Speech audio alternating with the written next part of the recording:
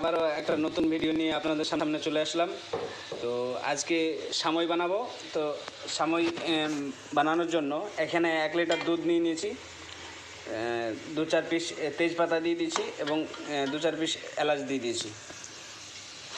লাচ্চা সামই কোনটা বানাবো? এই যে এই কোম্পানি প্রাণ কোম্পানির লাচ্ছা, এটা বানাবো। বাদাম না দিলে ভালো লাগে, সেই জন্যে কাজু বাদাম আর এখানে চীনামাটি বাদাম দুটোই আছে। এই যে এটা ভালো করে চোকা ছাড়িয়ে নিয়ে পিস ছোটো ছোটো করে কেটে নেব, তারপরে সামনে দিয়ে দেবো। বাদামগুলো চোকা ছাড়িয়ে নিয়েছি, তো এখন দুধ ফুটে গেছে, এর মধ্যে দিয়ে দেবো।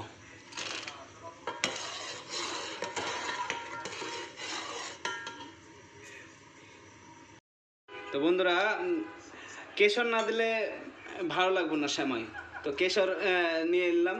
হ্যাঁ, এখন কেশরগুলো হালকা পরিমাণে দিয়ে দেবো।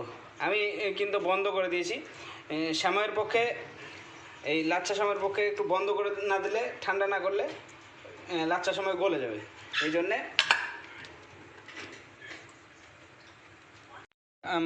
আমি এই নেড়ে নেড়ে এগুলো ঠান্ডা করে নিয়েছি।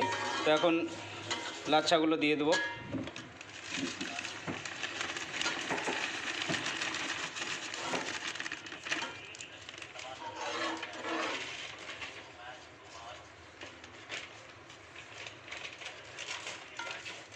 আমাদের লাচ্চা সময় রেডি হয়ে গেছে।